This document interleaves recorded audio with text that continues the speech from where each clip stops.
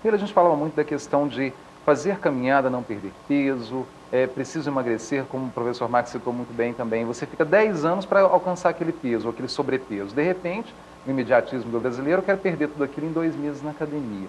Como balancear essa história de alimentação, atividade física, uma coisa anda bem junto com a outra mesmo? Tem como a gente desvencilhar uma coisa da outra? São indissociáveis, não tem jeito, tá? É um conjunto mesmo. Você não vive um sem o outro, né? Os dois têm que estar em conjunto. Então, o que eu falo é que não deve ter radicalismo.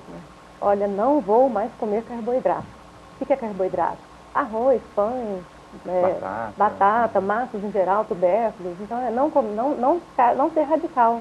Eu não vou mais comer. E se eu diminuir essa ingestão de carboidrato, reduzir, colocar no zero, eu vou perder peso. Então, isso é um engano. Você engana o seu organismo. Quando o seu organismo fica um tempo sem o carboidrato, quando ele vê aquele carboidrato, ele vai ver com uma fome tão grande que ele vai acumular tudo aquilo, e aquela restrição calórica que ele fez, vai voltar tudo à tona. Então, é onde vem aquele efeito até sanfona. A pessoa emagrece e engorda de novo. Então, o ideal, o que é? É balancear mesmo. É você ter moderação em tudo que você vai fazer. Tem que comer arroz com feijão? Tem. Arroz com feijão é uma combinação perfeita.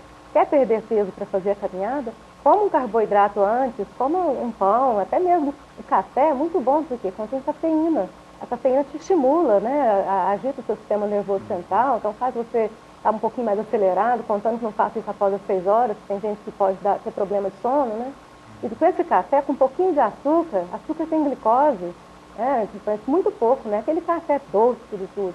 E coma ali um pão integral, por exemplo, e vá fazer sua atividade física, você conseguiu uma ingestão de carboidrato, né? Lembrando que carboidrato se transforma em energia. Quer dizer, Transforma em eu vou energia. malhar automaticamente, vou malhar para perder peso, mas para malhar você precisa de energia. Para malhar você tem que ter substrato energético, né, para poder fazer o exercício. Após o exercício físico, ela quer perder peso, fique pelo menos 1 hora sem se alimentar, só com injeção de água. Porque nesse momento que a gente está tirando todas as reservas nossas energéticas, elas são repostas pela nossa gordura.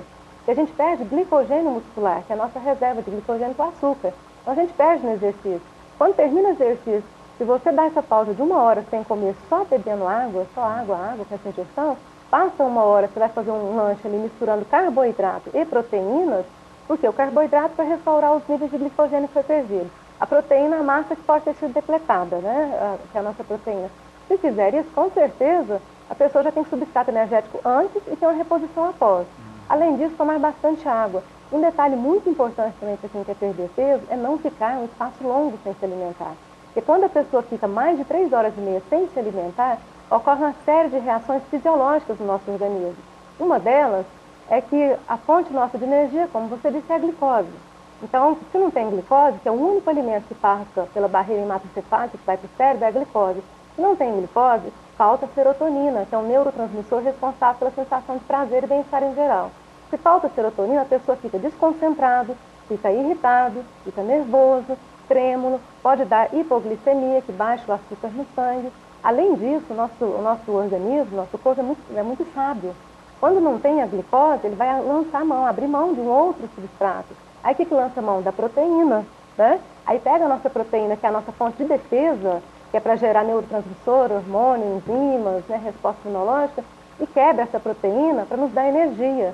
Então aí a pessoa fica com deficiência imunológica. E com isso, acumula-se a gordura abdominal, que é aquela pochetezinha que você tanto fala, né?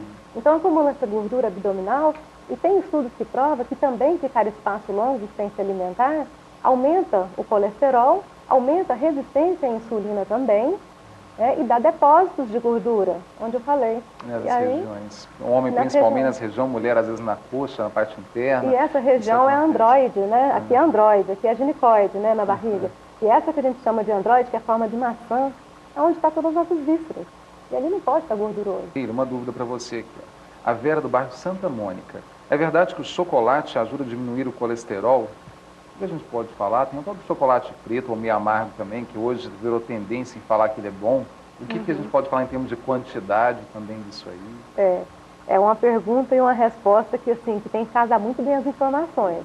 Por quê? Porque o chocolate que tem esse poder de reduzir o colesterol é o chocolate amargo, amargo extra. E ele tem que ter um teor de cacau acima de 65%.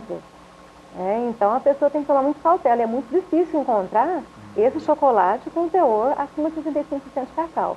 Porque no cacau tem os mesmos antioxidantes, flavonoides, que se encontram na uva, tem os mesmos ácidos graxos monoinsaturados que se encontram no azeite, e ele também tem substâncias que se chamam catequinas e epicatequinas, que elas são protetoras do sistema cardiovascular. Então, elas inibem a agregação plaquetária, né, que é aquela agregação entre tromboxana e prostaglandina, isso, né? Então, inibe o quê? Traduzindo isso, que o colesterol grude na parede do vaso sanguíneo, do sangue, né? Então, é como se fosse assim um tubo. Quando está aquele jato de água, a água tem que sair, tem que soltar, tem que estar livre. E começa a acumular gordura de uma pia, por exemplo, num cantinho aqui, um cantinho ali, aquele jato já não vai conseguir mais passar. Aí começa a querer entupir e todo mundo vai para o cardiologista, procura nutricionista, né? E não é assim. Então, tem que ter a cautela no uso do chocolate, porque além dele ter um alto teor de cacau, acima de 65%, é muito pouco, são 20 gramas ao dia, então é um tablete bem pequeno. Então, estudos já comprovam que faz bem sim, só que tem que ter essa cautela, porque se a pessoa for chocolatra, não consegue controlar, aí já vai ser um tiro pela culatra, o que era para ser bom vai ser ruim. Lembrando que ele tem açúcar, tem gordura. Tem outras coisas também, né? E é o amargo extra, porque o chocolate branco é manteiga de cacau, não é cacau. O chocolate ao leite já é aquela mistura. O diet já retira-se sacarose e coloca-se gordura. Então, assim, tem que ter esse tipo de preocupação.